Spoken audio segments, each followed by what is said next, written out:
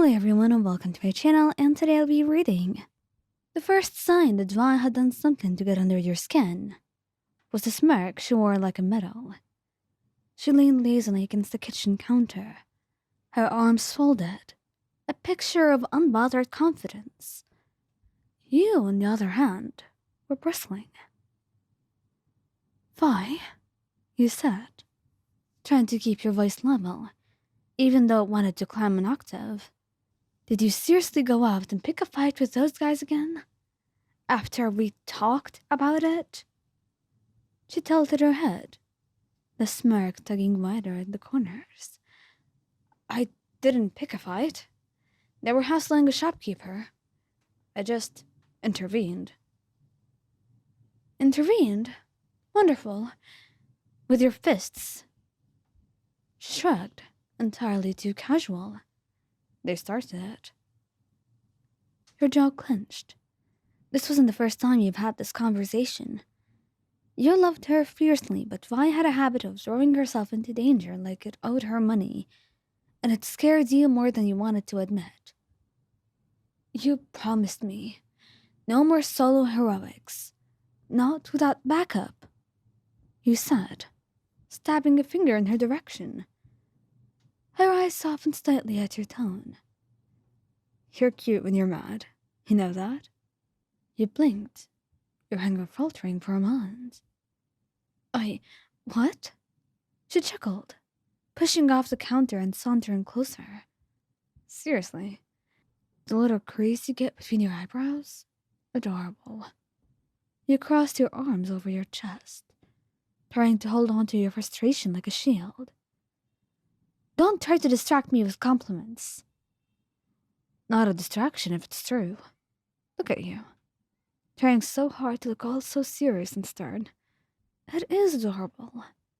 Your cheeks burned, and you hated that she could make you blush while you were angry. Vi?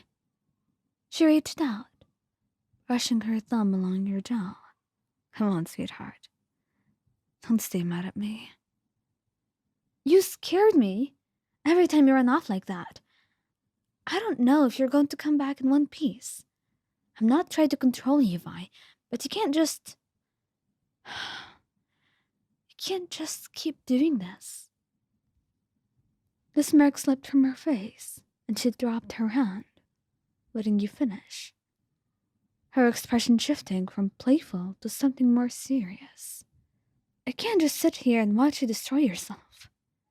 I love you too much for that.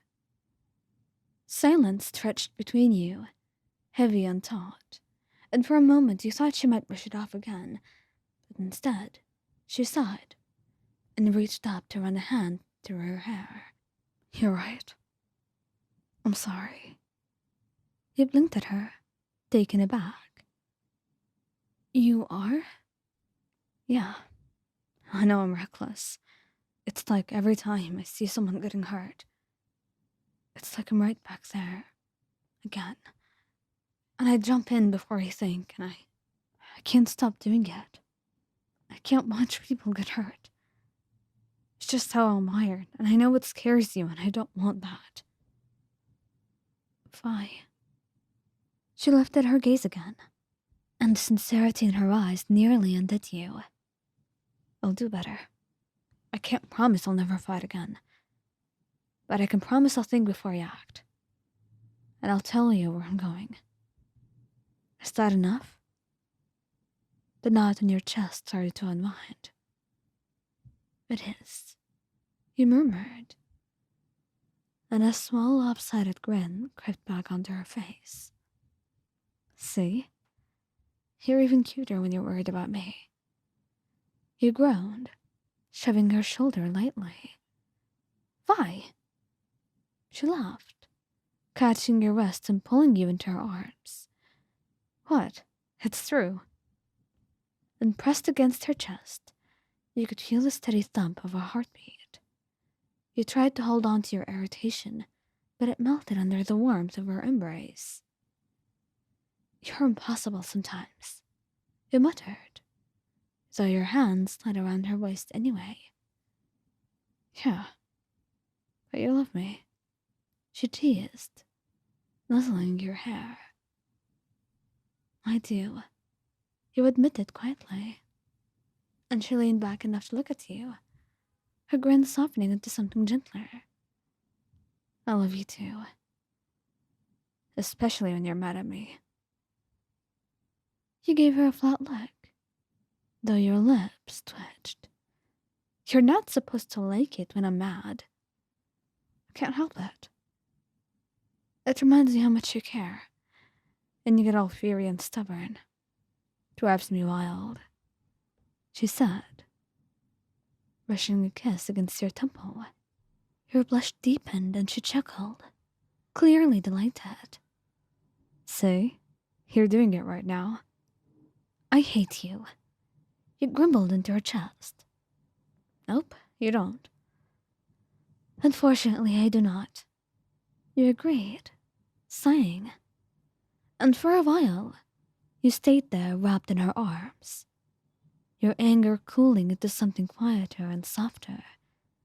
She stroked your back in slow, steady circles, and you realized she was calming herself too. Finally, she murmured, I'll try to do better.